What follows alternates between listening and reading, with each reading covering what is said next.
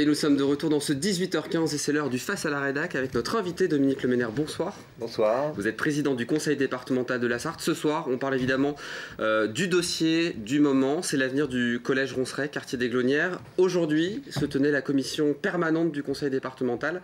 Elle a voté pour la fermeture du collège. 16 voix pour, 1 voix contre. C'est le préfet qui va trancher. Mais pourquoi cette décision ? Alors d'abord, c'est le résultat d'une réflexion qui a été engagée depuis quelques mois.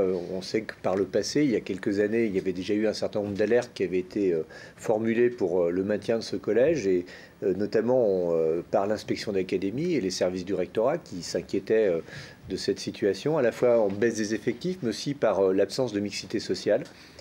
On a aujourd'hui une nouvelle alerte et qui nous a conduit à mener un certain nombre de réunions, d'examens, de concertations, de discussions. Et au vu de ces résultats, le conseil départemental de l'éducation nationale a été saisi, a donné un avis consultatif, et nous avons saisi les instances départementales, donc, qui s'est prononcée cet après-midi, effectivement, à une large majorité, mais avec seulement 1 voix contre, pour cette proposition de fermeture. Mais la décision n'est pas prise en sorte, puisque il appartiendra au préfet, qui va aujourd'hui être destinataire de cette proposition, de prendre la décision en concertation avec l'inspecteur d'académie, les services de l'académie, parce qu'on est dans le cadre d'une carte scolaire, et donc il faut que l'ensemble des dispositifs s'adaptent par rapport à l'accueil des élèves.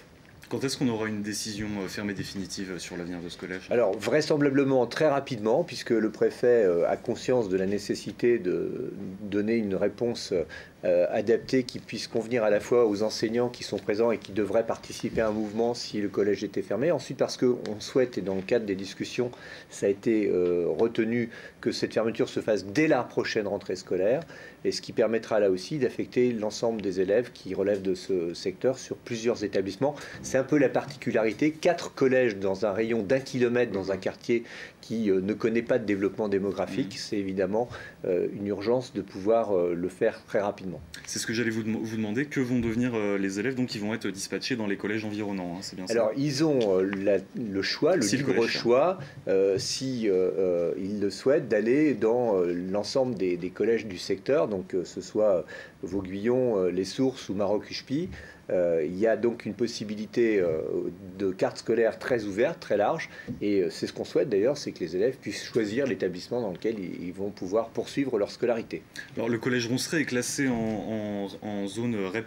Est-ce que les élèves, s'ils se retrouvent dans ces collèges dont vous venez de faire mention, est-ce qu'ils bénéficieront des mêmes dispositifs ? Alors il y a 2 choses sur lesquelles on a été particulièrement ferme vis-à-vis de l'inspection d'académie. D'abord, c'est le réseau d'éducation prioritaire des écoles primaires. Vous savez que j'ai été membre de la commission d'éducation pendant plusieurs années à l'Assemblée nationale, et une des caractéristiques de ces réseaux d'éducation prioritaire, c'est leur force et leurs résultats dans le réseau primaire. Et donc il est essentiel que les réseaux d'écoles de ces quartiers puissent continuer à fonctionner en réseau et en éducation prioritaire.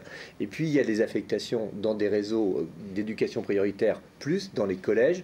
C'est le cas du collège de Vauguyon par exemple, qui pourra également être le collège qui accueillera ces élèves. Mais il n'est pas forcément cohérent que tous les élèves qui sont susceptibles d'aller au Ronceret aillent forcément à Vauguyon. Ils auront le choix d'aller également dans les autres collèges. Alors, je vous propose d'écouter l'interview d'un enseignant du collège Ronceret interrogé ce matin par une de nos journalistes, Diane Lemoisson. Il s'inquiète du manque de lien social dans le quartier des Glonnières si jamais le collège venait à fermer. Je vous laisse écouter. On sait qu'il y a sa décision est prise, de bien encore réfléchir aux conséquences peut-être sur le quartier, pour les élèves, sur l'avenir des Roncerets. Alors, qu'est-ce que vous répondez à cet enseignant, monsieur Je réponds qu'il y a effectivement 4 collèges aujourd'hui, il y a une proximité, donc il n'y a pas un désert d'éducation dans le quartier, bien au contraire, il y a une volonté de continuer avec la ville du Mans, avec les élus du secteur, de travailler avec eux. C'est d'ailleurs une des raisons qui m'ont conduite à proposer à la ville du Mans de pouvoir disposer des surfaces le cas échéant, puisqu'il y a des projets à imaginer en matière d'aménagement urbain, mais là, ça relève de la compétence de la ville et pas de la compétence du département. Je crois qu'on a pris conscience et on a essayé d'analyser toutes les propositions qui avaient été faites. mais je pense qu'il y a une raison tout à fait simple, c'est qu'un quartier, il vit, il se développe et il vieillit comme chacun. Et aujourd'hui, les circonstances qui auraient pu conduire à maintenir cet établissement en raison des effectifs, en raison d'un potentiel d'élèves suffisant, nous auraient peut-être amené à le faire si c'était le cas. Mais en l'occurrence, ça n'est plus possible aujourd'hui compte tenu de ces circonstances. Et avoir 4 collèges qui sont absolument moyennement remplis avec des effectifs, ça n'a pas de sens. Et en l'occurrence, celui qui était le plus en difficulté, c'était celui-là. Mais pourtant, parents d'élèves, enseignants, élèves s'accordent tous à dire que ce collège fonctionne très bien, même avec peu d'effectifs, qu'il est important de le garder au sein de ce quartier.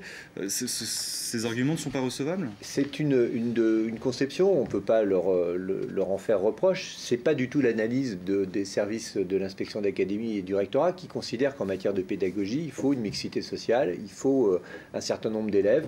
Je crois que tout le monde d'ailleurs est d'accord là-dessus aujourd'hui. Il y a un nombre d'élèves qui suppose un fonctionnement sans que ce soit des gros collèges. Il y a un minimum et un maximum. Et là, on est dans une circonstance où on a plusieurs collèges avec des effectifs très faibles. Et il faut trouver le moyen de redonner cette dynamique. Je pense que c'est un nouveau départ, une nouvelle chance plutôt que la fin de quelque chose ou quelque chose qui serait dramatique. Je pense que c'est notre rôle aussi de faire des choix.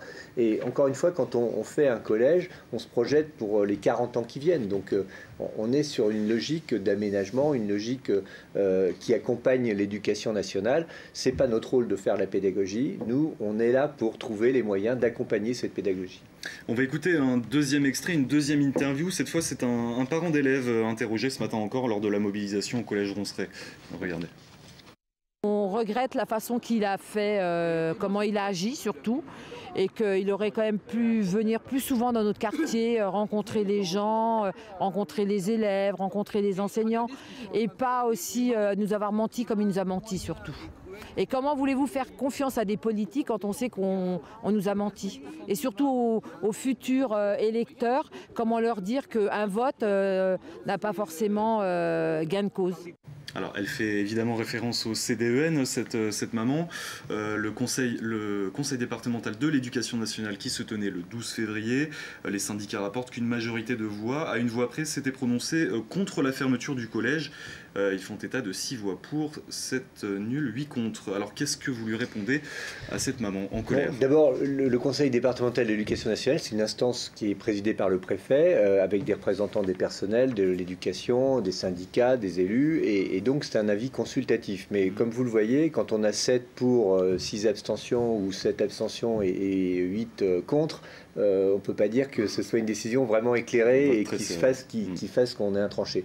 Non, ce qui me chagrine, c'est que je suis convaincu de la bonne foi de cette dame et de dire qu'elle fait pour le bien des enfants, mais moi je suis convaincu du contraire. Je suis convaincu que quand on enferme des gens dans un système qui consiste à dire vous n'êtes pas dans le réseau normal, vous devez rester concentré sur un réseau qui vous met en éducation prioritaire de la primaire au collège en passant par ce qui peut se passer après, on ne les aide pas. Et c'est l'inverse. C'est l'inverse qu'on veut faire. Parce qu'on veut redonner des chances là où au contraire on est dans un système fermé. Et c'est pas parce qu'on est bien dans un système qui semble a priori fonctionner qu'on donne toutes les chances aux élèves. En tout cas, c'est une position que moi je partage. On a consulté, on a écouté. Moi, j'ai été amené à prendre une décision en 4 mois. Ça faisait pratiquement 10 ans que ça durait, sans résultat. C'est vrai qu'il faut assumer des responsabilités, il faut faire des choix, mais on ne peut pas considérer qu'on a menti ou qu'on a essayé de tromper les gens. On a dit tout de suite quelle était la réalité de la situation et pourquoi on faisait ces propositions. Et à terme, on a fait un vote. Une image à présent, Dominique Leménaire, une image donc diffusée par l'ARS, l'agence régionale de la Sarthe. On va voir sur cette carte que la Sarthe est de la santé, pardon, que la Sarthe est le département des Pays de la Loire le plus déserté par les médecins. On voit les zones en vert et en bleu sont les zones les plus touchées, à tel point qu'on propose de l'argent aux jeunes médecins pour les inciter à s'y installer. La situation est clairement inquiétante.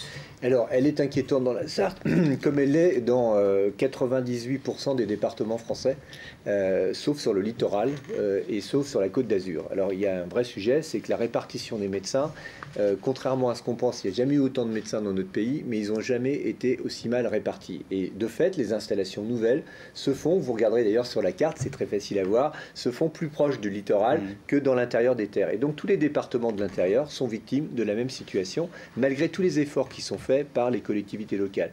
On a engagé, nous, un certain nombre de politiques en matière de recrutement des jeunes, d'aide à l'installation, de contrats pour cette installation dans les zones déficitaires. J'ai signé plus de 150 contrats aujourd'hui avec des médecins, des kinés, des dentistes qui ont prévu de venir s'installer dans la Sarthe avec un contrat de 5 ans. Maintenant, je pense que ça n'est pas suffisant. La santé, ça relève d'une politique nationale. La santé, ça relève d'une politique d'aménagement du territoire. Et il faut qu'à côté des efforts que conduisent les communautés de communes et les départements, que l'État s'engage sur une vraie politique avec un certain nombre de sujets qui font l'objet aujourd'hui de discussions. Donc je ne préjuge pas de ce qui sera proposé, mais en tout cas aujourd'hui, l'urgence, parce qu'on est aujourd'hui dans un état d'urgence, doit être de faciliter l'installation de ces médecins. Tout autre sujet, Dominique Leménaire, on va évoquer la mort de cette jeune fille de 18 ans en gare d'Écommois ce jeudi soir, percutée par un train, on vous le disait dans le journal. Que peut-on faire pour protéger les enfants dans cette gare? C'est le deuxième accident de ce type à Écommois. On sait que cette compétence ne relève pas du conseil départemental, néanmoins on aimerait connaître votre avis sur cette question. Moi je pense d'abord d'emblée à la douleur des familles et évidemment leur présenter mes très sincères condoléances.